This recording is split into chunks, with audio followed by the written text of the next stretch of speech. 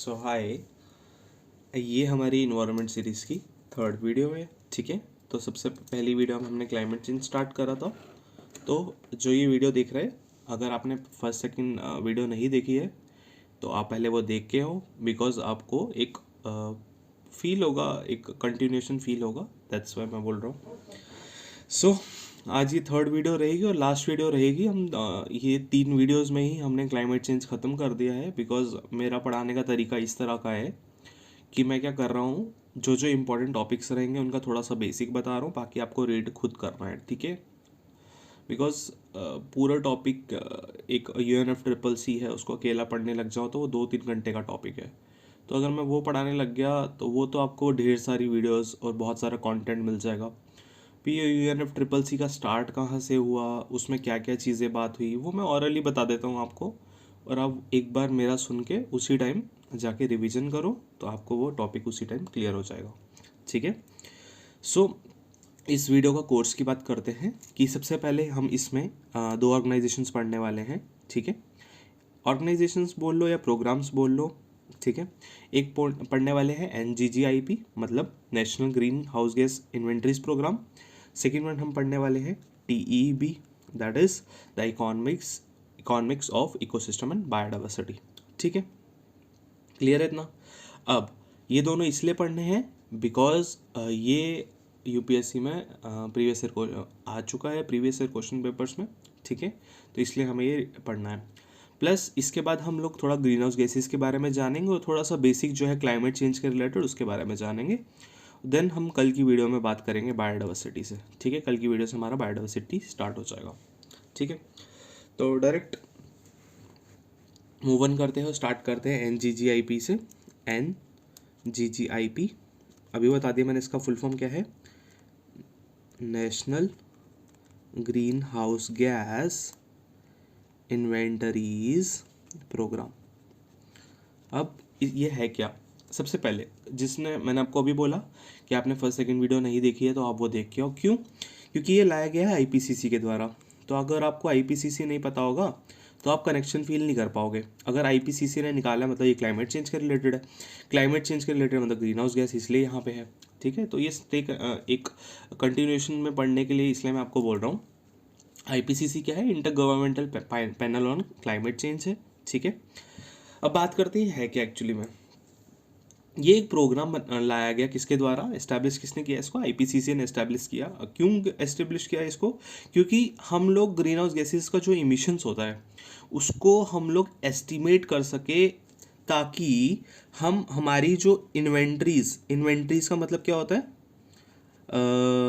तय खाना बोलते हैं ना हम लोग, टाइप कोई मैन्युफैक्चरिंग प्रोडक्ट हमें रखना है तो हम बोलते हैं तय खाना, वेयर हाउस जिसको बोलते हैं। तो उसी तरह का हमारे एटमॉस्फेयर में, हमारा एटमॉस्फेयर एक किस्म का तय खाना है, किसके लिए, ग्रीन हाउस गैसेस के लिए।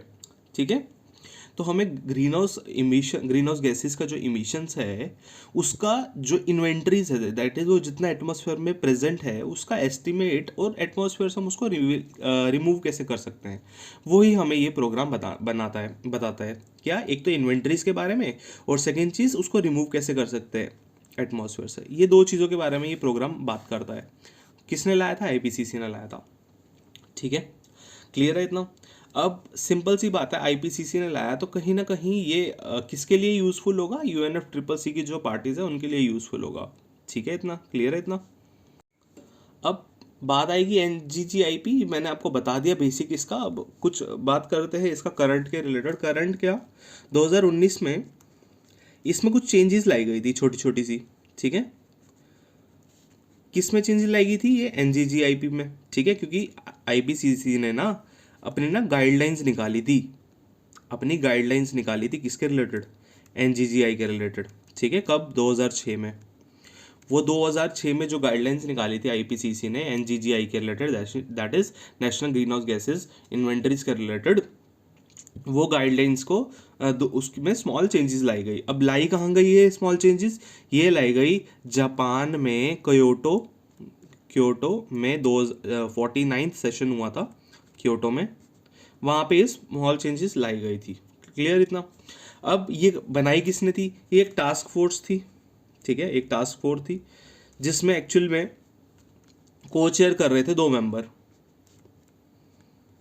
ठीक है, को चेयर कर रहे थे 2 मेंबर। अब यही थोड़ा बहुत यूपीएससी ओरिएंटेड क्वेश्चन हो जाता है। एक कर रहा था इसमें से इंडस्ट्रियल इकोनॉमी में से, इंडस्ट्रियलाइज्ड कंट्री में से, और दूसरा कर रहा था डेवलपिंग कंट्री में से। और इसके अलावा 12 और मेंबर्स थे, वो पढ़ने की आपको इतना खास ज़रूरत नहीं है, ठीक है। अब बात वही है, एनजीजीआईपी मैंने आपको बता दिया क्या है प्रॉपर, एक्चुअली में बात क्या कर रहा है, ये रिमूवल और जो इन्वेंट्रीज है ग्रीन हाउस गैसेज इमिशन की, उसके बारे में बात कर रहा है, और ये थोड़ा बहुत इसका करंट आ गया इसके रिलेटेड। तो this is all about the NGGIP, ठीक है, क्लियर है। नेक्स्ट जो मैंने आपको दूसरा टॉपिक बोला जो आज हम करेंगे, that is TEEB sorry, that is the economies of ecosystem and biodiversity, ठीक है। ये प्रोग्राम लॉन्च हुआ था 2017 में, और इसको लॉन्च करा था जर्मनी ने और EU ने मिलके, ठीक है। इसकी जो स्टडी एक्चुअल में बढ़ाई है इसके बारे में कि बायोडाइवर्सिटी की इकोनॉमीज और इकोसिस्टम, इसके बारे में जो स्टडी बढ़ाई है वो किसने बनाई है, वो इंडियन ही है, दैट इज पवन सुखदेव, ठीक है। ये एक्चुअली में एक इंटरनेशनल इनिशिएटिव है, और बाकी आपको उसका नाम पढ़ के ही पता चल गया होगा इंटरनेशनल इनिशिएटिव क्या है। नाम पढ़ के क्या पता चल रहा है आपको, the economies of ecosystem and biodiversity. क्या है, पूरे वर्ल्ड का, पूरे ग्लोबल का हम लोग को थोड़ा सा अटेंशन पाना है कि बायोडाइवर्सिटी की हमारे बहुत सारे बेनिफिट्स है। This is all about the economies of ecosystem and biodiversity. कुछ नहीं है इतना, बस हमने इसको ना इन्वायरमेंट को बहुत बड़ा बना दिया है, इतना है नहीं। क्या है कि जो बेनिफिट्स है किसके, बायोडाइवर्सिटी के, ठीक है, वो हमें ग्लोबल इकोनॉमीज जो है उनको हमें खींच के इधर पे लाना है और बताना है कि भैया ये बायोडाइवर्सिटी के बेनिफिट्स है। This is all about the economies of ecosystem and biodiversity, clear. चलो 2 हो गए, 2 मैंने बोला था आपको, एनजीजीआईपी और TEEB दोनों हमारे टॉपिक हो गए। अब आगे बढ़ते हैं, ठीक है। नेक्स्ट जो आपको इंपॉर्टेंट चीज़ पढ़नी है, आपको याद होगा कि मैंने ग्लोबल इन्वायरमेंट फैसिलिटी के बारे में बताया था, उसके फंड्स के बारे में बताया था। अब जब हम क्लाइमेट चेंज की बात करते हैं, इसमें वर्ल्ड बैंक के भी बहुत सारे फंड्स आ जाते हैं जिसको वर्ल्ड बैंक मैनेज करता है, तो वो आप रीड कर सकते हो, आपको दोनों बुक्स में मिल जाएगा, ठीक है। बाकी आप कोई इंस्टीट्यूट की बुक पढ़ते हो आपको वहाँ भी मिल जाएगा। एक है स्ट्रैटेजिक क्लाइमेट फंड, ठीक है, ठीक है, ये REDD कल पढ़ा था हमने, उसमें बताया गया था। फिर उसके बाद फॉरेस्ट इन्वेस्टमेंट प्रोग्राम, इस तरह के अलग अलग फंड्स है, आपको मिल जाएंगे कहीं भी, नोट्स इसके रिलेटेड मिल जाएंगे। हम आगे जो इम्पोर्टेंट चीज़ है उस पर बात करते हैं। ओके, जो अब नेक्स्ट इम्पोर्टेंट हम टॉपिक पढ़ने वाले हैं, ठीक है, उसका नाम है ग्रीन हाउस गैसेस। है कुछ नहीं, बट थोड़ा सा मैं अच्छे से पढ़ाऊँगा इसको, क्योंकि बहुत लोगों को कन्फ्यूजन होता है इसके बारे में। सबसे पहले एक सिंपल सी चीज़ बताता हूँ, जब अर्थ पे सन रेज आती हैं तो वो UV रेज में आती हैं, इतना सबको पता होना चाहिए। ये जब आ रही हैं, ठीक है, ऊपर से नीचे आ रही हैं, जब नीचे से वो वापस जा रही हैं तो इंफ्रारेड रेज होती है, बस इतना याद रख लो, बस ख़त्म। ग्रीन हाउस गैसेस का सारा इससे आपका जो वो है कन्फ्यूज़न है वो दूर हो जाएगा, ठीक है। अब सबसे पहले मैं ग्रीन हाउस नहीं समझाने वाला कि वो ग्रीन हाउस होता है जहाँ पे क्लाइमेट प्रॉपर अच्छा नहीं होता है, हम वहाँ पे ग्रीन हाउस बनाते हैं, उसमें सन एनर्जी आती है, एब्जॉर्ब रहती है, बाहर नहीं निकलती, उतना नहीं पढ़ाऊँगा मैं, एटमॉस्फेयर में रिलेटेड पढ़ाता हूँ, सिंपल, ठीक है। तो जैसे ही हमारा एटमॉस्फेयर आ गया, ठीक है, अब क्या हो रहा है यहाँ पे, ये हमारा अर्थ है, ठीक है, ये मैंने अर्थ का ये हमारा क्रस्ट आ गया। अब क्या हो रहा है, सन अपना ना एनर्जी वो कर रहा है, क्या बोलते हैं, सन एनर्जी दे रहा है, अपना इमिट कर रहा है, ठीक है, सोलर रेडिएशंस आ रही हैं। अब ये मैंने बताया आपको UV के फॉर्म में होता है, ठीक है, UV रेस के फॉर्म में होता है, और ये शॉर्ट वेवलेंथ की होती हैं। आपको बस यही याद रखना है, 2 पॉइंट्स याद रखना है कि एक UV रेज आती हैं और IR रेज आती हैं, और ये शॉर्ट वेवलेंथ की होती हैं और ये लॉन्ग वेवलेंथ की होती हैं।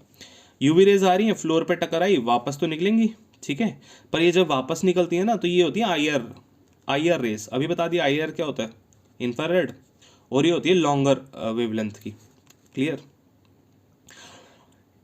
जो इंफ्रारेड रेडिएशन है इसका मतलब क्या है, कहीं ना कहीं इसका मतलब तो हीट ही है ना। इंफ्रारेड रेज का मतलब क्या है, कहीं ना कहीं हीट ही है। अब ये जो इंफ्रारेड रेज है ये हमारे एटमॉस्फेयर के लिए अच्छी नहीं होती, पर क्या होता है हमारे एटमॉस्फेयर में होती है ग्रीन हाउस गैसेस। हमारे एटमॉस्फेयर में होती है ग्रीन हाउस गैसेस, जैसे CO2, CH4, N2O, CFC, HCFC, SF6। ऐसे हमारे एटमॉस्फेयर में बहुत सारी क्या होती है, CO, बहुत सारी ग्रीन हाउस गैसेज होती हैं। अब ये क्या करती है, ये ना ये इंफ्रारेड रेज को ना ट्रैप कर लेती हैं, ये ना इसको किडनैप कर लेती है इंफ्रारेड रेज को। उसकी वजह से क्या होता है, जब ये इनको किडनैप कर लेती है, इंफ्रारेड रेज वापस एटमॉस्फेयर में नहीं जा पाती, वापस अर्थ के बाहर नहीं जा पाती। उससे क्या हो जाता है, हमारा जो अर्थ है वो अंदर से गर्म होना स्टार्ट हो जाता है। This is all about the green house gas, जो ग्रीन हाउस इफेक्ट है या जिसको बोलेंगे, इसी वजह से फिर हमारा ग्लोबल वार्मिंग होता है। तो देखो कितना बड़ा कंसेप्ट है, 15-15 मिनट की वीडियो मिलेगी, 2 मिनट में मैंने समझा दिया क्या सीन क्या सारा। बस यही होता है। यूवी आती है, IR जाती है। यूवी आती है शॉर्ट वेव होती है, जो वापस जाती है वो लॉन्ग वेव होती है। अभी IR रेज होती है, ये जब वापस जा रही होती है इनको ये ग्रीन हाउस गैसेज ट्रैप कर लेती है, वापस जाने नहीं देती। इसकी वजह से क्या होता है, अर्थ जो है गर्म होते जा रहा है टाइम से टाइम, क्योंकि जैसे जैसे ये ग्रीन हाउस गैसेज एटमोसफेयर में बढ़ती रहेंगी वैसे वैसे जो हमारी इंफ्रारेड रेज है, क्योंकि सनलाइट तो आनी ही आनी है, ठीक है। एग्जाम्पल के तौर पे बात कर लेते हैं हम लोग ट्रॉपिकल रीजन की, सनरेज तो आएंगी आएंगी, चाहे सन जो है ऊपर ट्रॉपिक ऑफ कैंसर के ऊपर चल जाए, ट्रॉपिक ऑफ कैप्रिकॉन के ऊपर, सनरेज तो आनी आनी है। तो सनरेज जब आएंगी आएंगी, इंफ्रारेड रेज वापस जाएंगी जाएंगी, और जैसे जैसे ये बढ़ती रहेंगी हमारे ग्रीन हाउस गैसेज, वैसे वैसे अर्थ का टेम्परेचर भी बढ़ता रहेगा। This is all about the green house effect और या फिर ग्लोबल वार्मिंग। ठीक है, क्लियर है इतना? ओके क्या हो क्या रहा एक्चुअली में, फिर आया जो इंफ्रारेड रेज है वो वापस बाहर नहीं जा पा रही। दिस इज ऑल अबाउट, ठीक है। अब मैंने वहाँ पे भी करवा दिया, पर एक बार दोबारा से लिखवा देता हूँ आपको।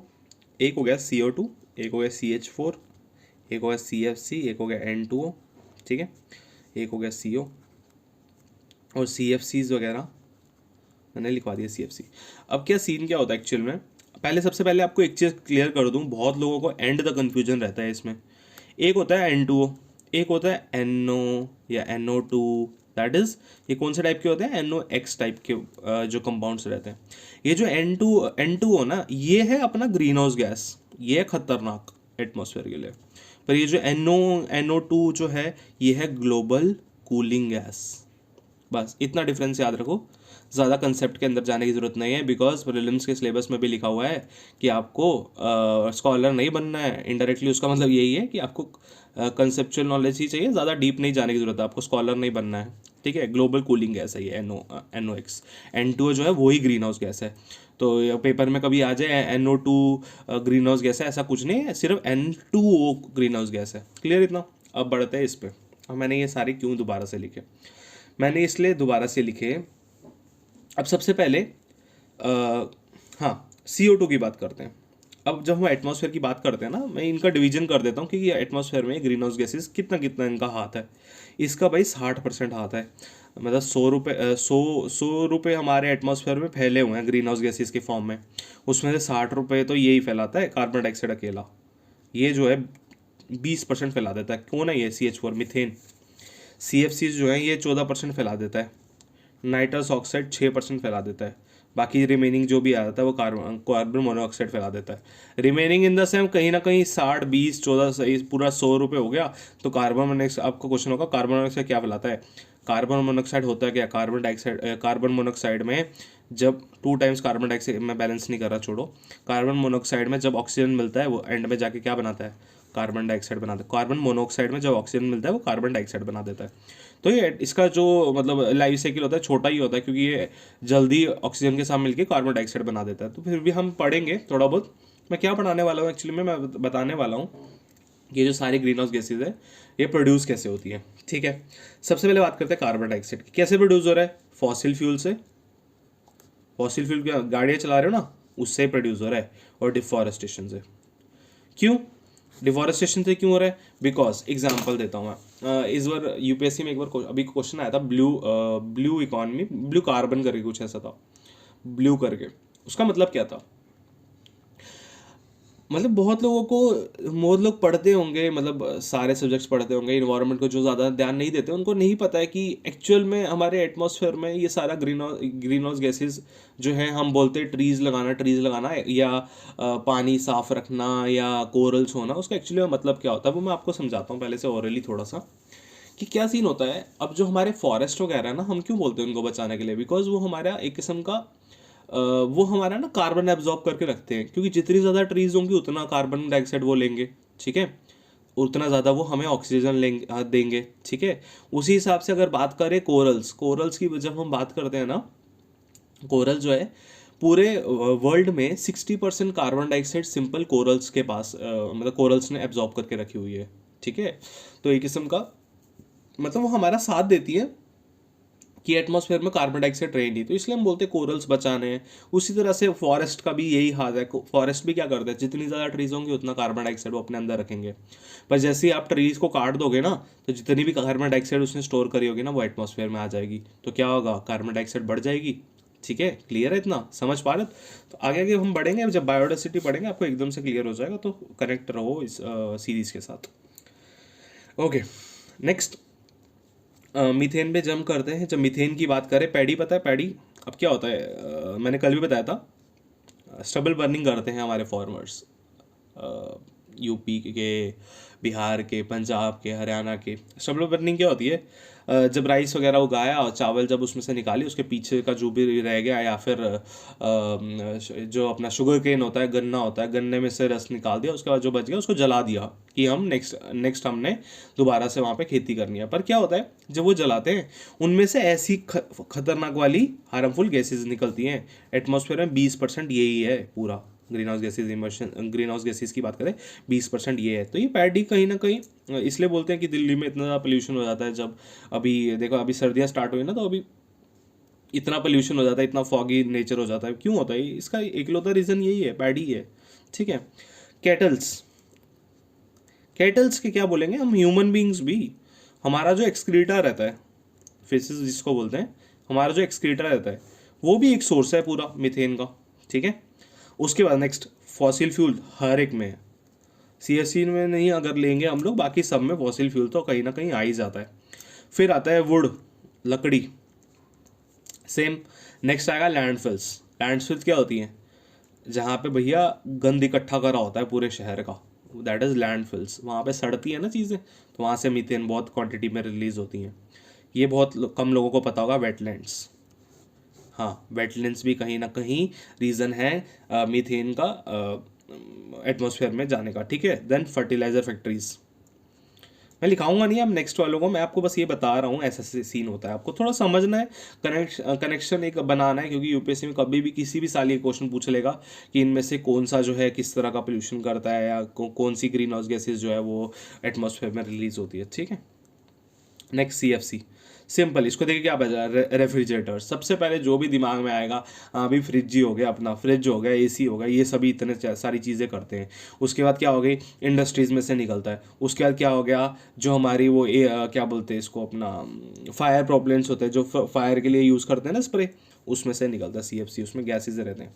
फिर नाइट्रस ऑक्साइड, नाइट्रस ऑक्साइड किस में निकला, फॉसिल फ्यूल को बर्न करने से, फर्टिलाइजर से, वुड से, क्रॉप के रेजिड्यू से नाइट्रस ऑक्साइड निकलती है। कार्बन मोनोऑक्साइड की बात करेंगे, फॉसिल फ्यूल बर्न करने से, ई वेस्ट बर्न करने से, और आयरन ओर की स्मेल्टिंग करने से। तो राइटिंग पे मत जाओ, मेरी आवाज़ सुनो और उससे समझो, ठीक है। आयरन की स्मेल्टिंग पे से, ई वेस्ट से, और नेक्स्ट क्या बताया मैंने, फॉसिल फ्यूल से। तो this is all about the green house gases जो होती हैं और वो इमिट कैसे होती हैं, उसके बारे में मैंने थोड़ा सा आपको बता दिया, ठीक है। क्लियर है इतना? अब एक और चीज़ मैं बताता हूँ, क्लाइमेट चेंज अभी हम कर रहे हैं, तो मैं एक सोच रहा था कि मॉनिटरियल प्रोटोकॉल्स वगैरह जो है कि गाली एग्रीमेंट की गाली अमेंडमेंट है, वो भी मैं वीना कन्वेंशन होगा, ये भी मैं पढ़ा दूंगा आपको, ठीक है। अभी पढ़ा देंगे हम, ये लोग कवर कर लेंगे, ठीक है। सो सबसे पहले बात करते हैं सीएफसी। मेरे दिमाग में ये क्यों आया, क्योंकि सीएफसी से आया, क्योंकि सीएफसी जो है वो हमने मॉनिटरियल प्रोटोकॉल में ना फेज आउट कर दिया है कि हमें सीएफसी ना ऐसा ऐसा कम करना है। प्रोटोकॉल जब हम पढ़ेंगे तब आपको अच्छे से समझ आएगा क्या बोल रहा हूँ इसका मतलब। अब एक दो टर्म्स पढ़नी है, जैसे एक टर्म है ब्लैक कार्बन, दूसरा नाम है इसका सूट, और दूसरी टर्म हमने पढ़नी है ब्राउन कार्बन। मैं लिखने कुछ नहीं वाला इसके रिलेटेड, बस समझा रहा हूँ आपको, क्योंकि मैं आपको एक्चुअली में करवा क्या रहा हूँ, मैं आपको ये करवा रहा हूँ कि जो जो मैं आपको टॉपिक्स पढ़ा रहा हूँ आपको क्लाइमेट चेंज में बस उतने ही पढ़ने हैं।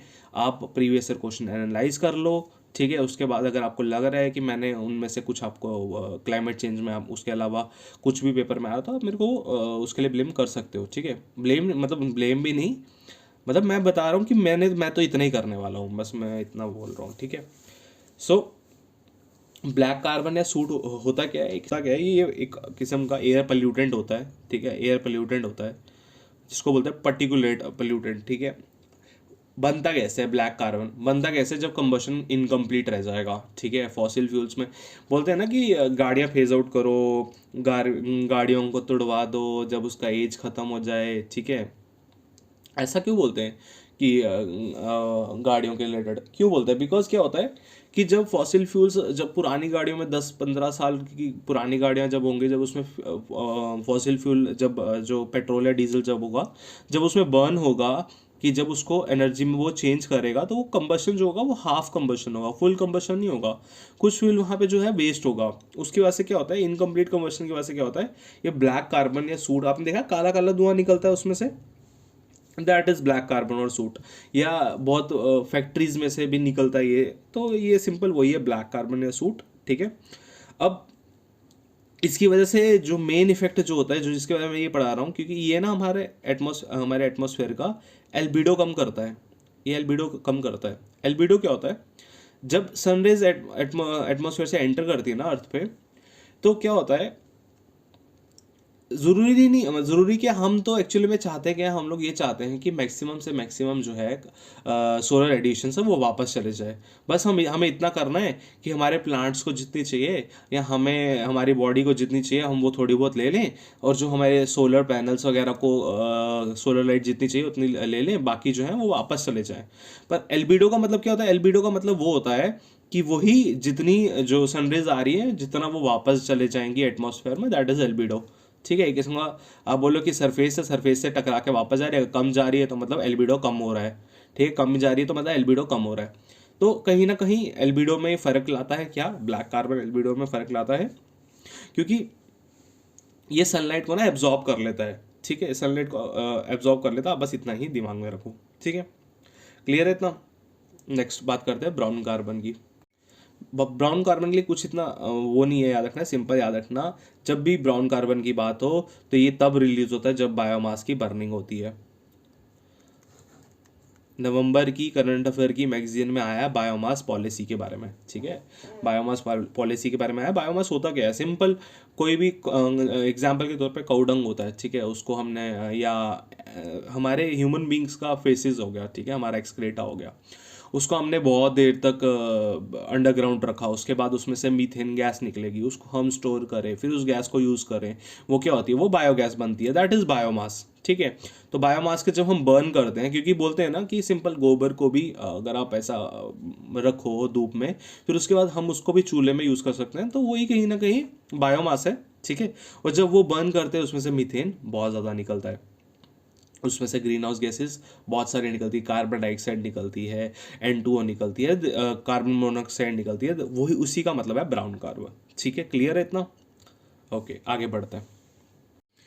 सो नेक्स्ट हमारा टॉपिक है कि कुछ मिटिगेशन स्ट्रेटजीज होती हैं। मिटिगेशन का मतलब क्या होता है कि हमने कुछ कर दिया खराब, उसको ठीक कैसे करना है, तो दैट इज मिटिगेशन स्ट्रेटजीज, मतलब इनडायरेक्टली, ठीक है।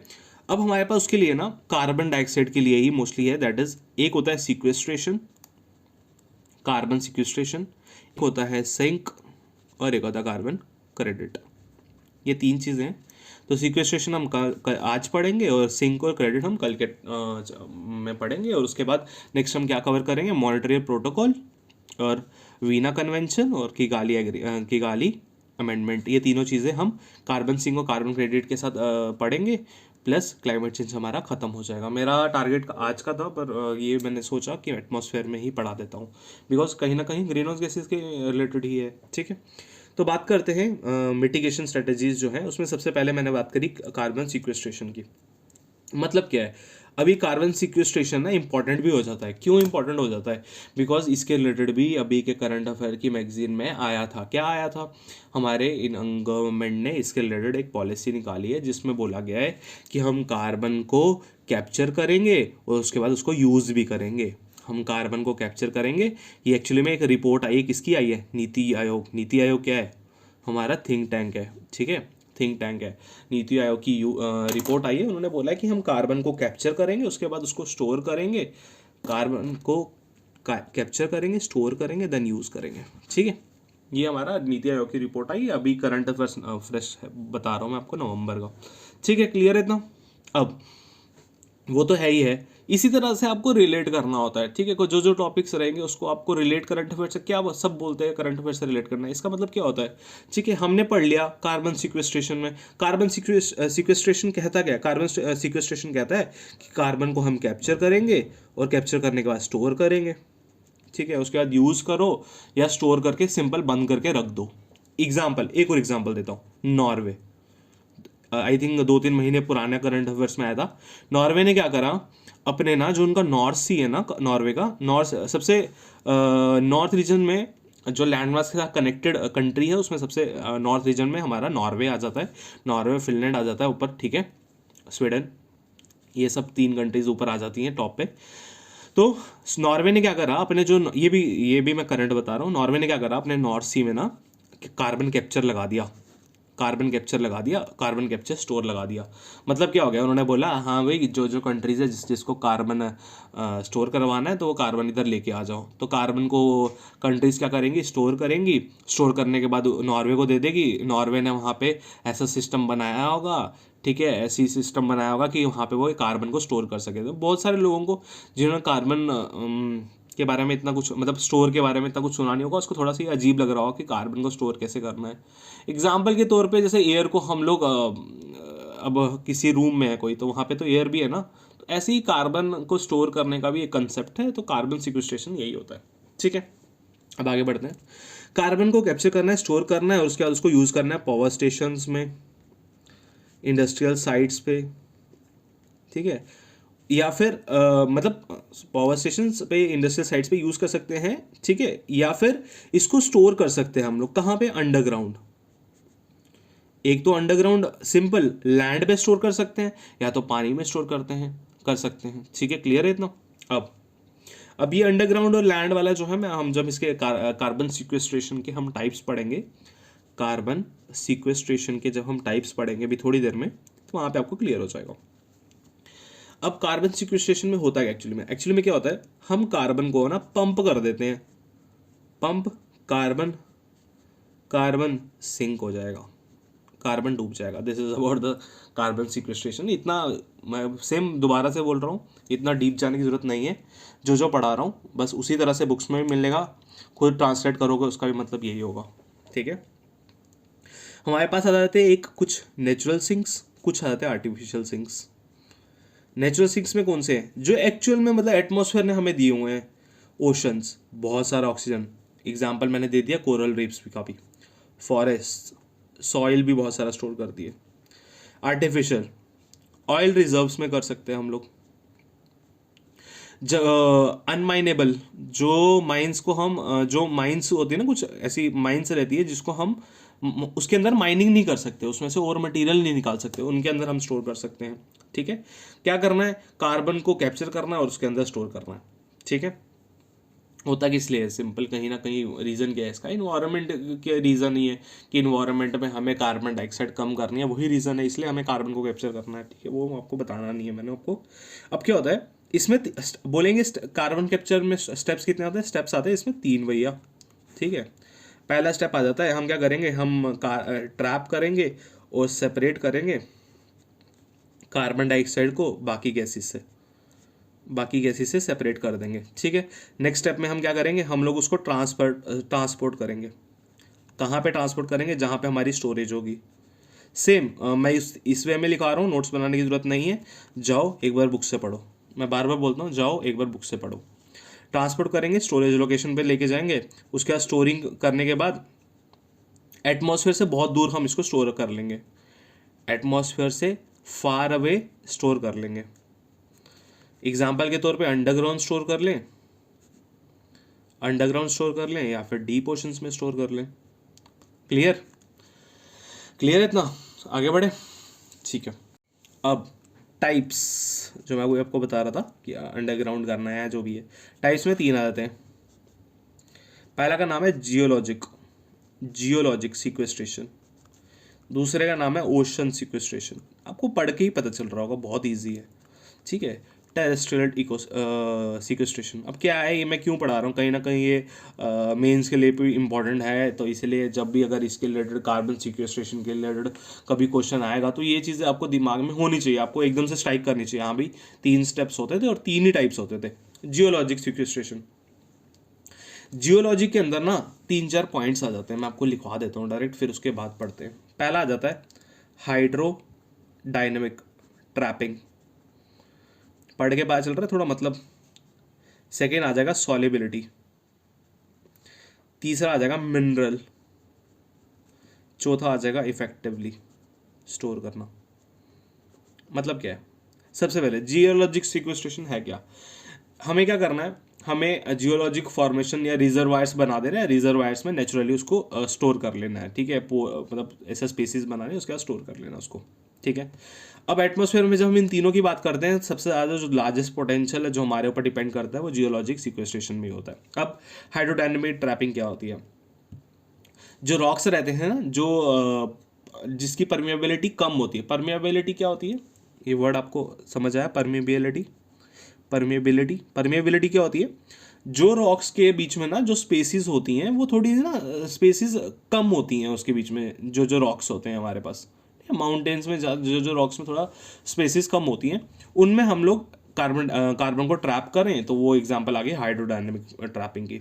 सॉल्युबिलिटी ट्रैपिंग का मतलब क्या हो गया, हम लोग क्या करेंगे, सॉल्युबिलिटी तो लिक्विड के रिलेटेड होगा, लिक्विड कोई भी वाटर या ऑयल, इसके साथ मिक्स कर दो कार्बन डाइऑक्साइड को, ठीक है, उसके बाद उसमें अंदर डिजोल्व करके स्टोर कर लो। This is the second option of the geological sequestration.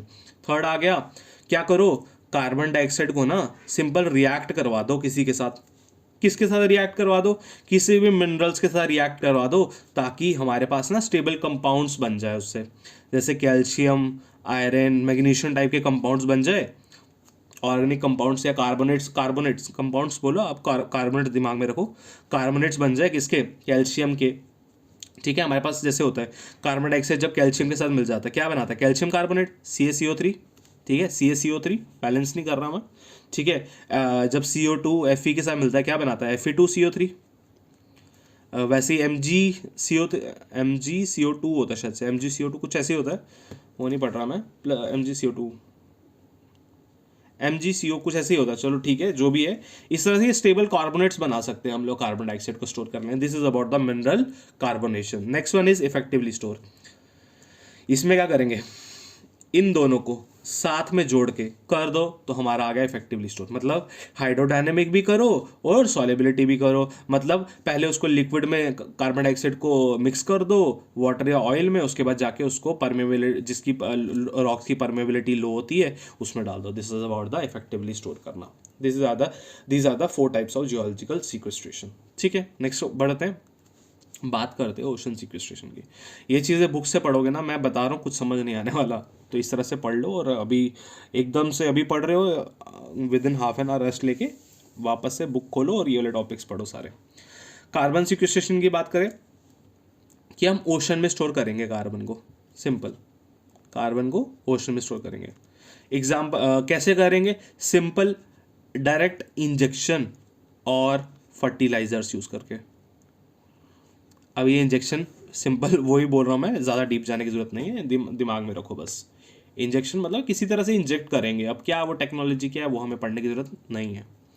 Terrestrial sequestration, हम लोग क्या करते हैं, जो कार्बन होता है ना कहीं बहुत लार्ज क्वांटिटी में ना हमारे सॉइल्स में, हमारी वेजिटेशन में स्टोर होता है, और इनको हम क्या कहते हैं, इनको हम बोलते हैं नेचुरल कार्बन सिंक्स।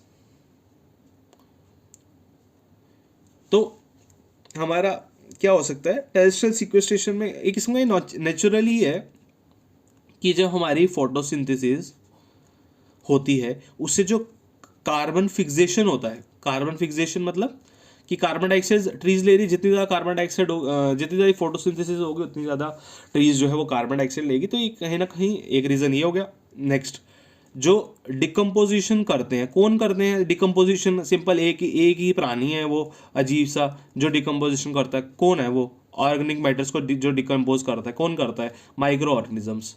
वो हम कहीं ना कहीं कम करवा दें, अगर कभी ना कहीं कम करवा दे। एक्चुअली में ये थोड़ा डिफरेंट पर्सपेक्टिव है डाइस्टल सीक्वेस्ट्रेशन में, थोड़ा अजीब है, बट हमें ठीक है, टाइप पढ़ना है हमें, तो पढ़ रहे हैं हम। डिकम्पोजिशन में ऑर्गेनिक मैटर जो है, माइक्रो ऑर्गेनिजम्स ऑर्गेनिक मैटर को डिकम्पोज करते हैं, उसको कहीं ना कहीं अगर हम कम करवा दें, ठीक है, ओके। और अगर जो हम लैंड को यूज़ करते हैं ना हम लोग नॉर्मली, उसकी अगर प्रैक्टिसेस में कुछ ना कुछ चेंज करें हम लोग, कहीं ना कहीं वो भी टेरेस्ट्रियल सीक्वेस्ट्रेशन में हेल्प करेगा हमारी। तो this is about the sequestration, clear? So this is about the carbon sequestration. Sequestration मैंने अच्छे से पढ़ा है बिकॉज इंपॉर्टेंट टॉपिक है, और दो तीन चीज़ें करंट अफेयर्स में चल रही है। एक तो मैंने आपको बताया नीति आयोग की रिपोर्ट आई है, और नेक्स्ट नॉर्वे की जो मैंने एग्जांपल दी आपको, नॉर्वे ने अपना एक कार्बन कैप्चर स्टोरिंग वाला सीन बनाया है, और उन्होंने बोला है कि कंट्रीज़ हम लोग आपको हेल्प करेंगे यहाँ तक ट्रांसपोर्ट करने में भी, उसके बाद हम स्टोर खुद ही कर लेंगे इसको, ठीक है। कहीं ना कहीं वो डेवलप्ड कंट्री है, ठीक है। डेवलप क्या, लोग तो बहुत बोलेंगे डेवलप कंट्री क्यों, 1 करोड़ तो उनकी पॉपुलेशन है नहीं टोटल, ठीक है। हमारी ठहरी ऑलमोस्ट 140 करोड़ अपनी पॉपुलेशन है, ठीक है। इनकी 1 करोड़, 140 है। उनको 1 करोड़ लोगों को ही देखना, हमें 140 करोड़ लोगों, 1 करोड़ भी मैं नॉर्वे का ज़्यादा बोल रहा हूँ, हाँ कम ही होगी, तो क्या डेवलप्ड कंट्री, ठीक है। So this is about the carbon sequestration, ठीक है। कल कवर करेंगे कार्बन सिंक कवर करेंगे, कार्बन कैप्चर क्रेडिट करेंगे। कार्बन क्रेडिट क्या है? वही है जो हमने UNFCCC में भी पढ़ा था, जो उसके मैकेनिज्म्स थे ना, किसके, क्योटो प्रोटोकॉल में पढ़े थे ना, जो मैकेनिज्म्स पढ़े थे उसमें, उसी में पढ़ा था ना कार्बन क्रेडिट के बारे में।